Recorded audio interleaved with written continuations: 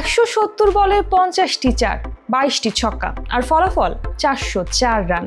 শুনতে অবিশ্বাস্য লাগলেও বাংলাদেশের ক্রিকেটে এমনই এক রেকর্ড গড়ে সবাইকে চমকে দিয়েছেন মাত্র 14 বছরের এক কৃষক মুস্তাকিম হাওলাদার। এই বয়সেই যা কেউ করতে পারেনি সেটাই করে দেখিয়েছেন তিনি।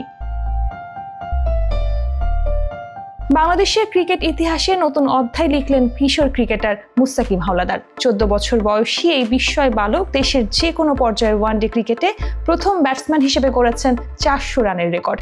ঢাকা ক্যাম্ব্রিয়ান স্কুল অ্যান্ড কলেজের 9ম শ্রেণীর ছাত্র, ক্রিকেট নিয়ে স্বপ্ন দেখে ছোটবেলা থেকেই। এ প্রসঙ্গে মুস্তাকিম জানিয়েছেন, আলহামদুলিল্লাহ খুব ভালো লাগছে।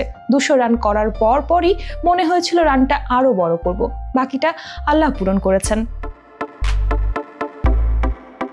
বরিশালের মাটিতে জন্ম নেয়া এই প্রতিভাবান ক্রিকেটার শুধু ব্যাট হাতে নয়, বল হাতেও পারদর্শী। তবে তার ক্রিকেট আইডল একেবারেই সুস্পষ্ট, বাংলাদেশের সাবেক অধিনায়ক সাকিব আল হাসান।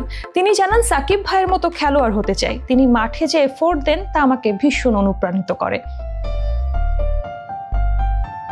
কিন্তু এই কীর্তি কি শুধু প্রতিভার কারণে, নাকি এর পেছনে আছে কঠোর পরিশ্রম আর পরিবার থেকে পাওয়া নিঃশর্ত সমর্থন?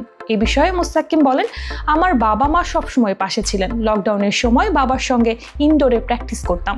আজ যেখানে এসেছি তার বড় কৃতিত্ব তাদের। মুস্তাকিমের বাংলাদেশ জাতীয় দলে খেলার স্বপ্ন থাকলেও আপাতত তার চোখ অনূর্ধ্ব 19 দলে জায়গা করে নেওয়ার দিকে। তবে ক্রিকেট বিশ্বের জন্য বার্তা একটাই, বাংলাদেশ পেয়ে গেল এক নতুন বিস্ময় বালক, যার ব্যাট থেকে ভবিষ্যতে আরো অনেক ইতিহাস লেখা হতে পারে।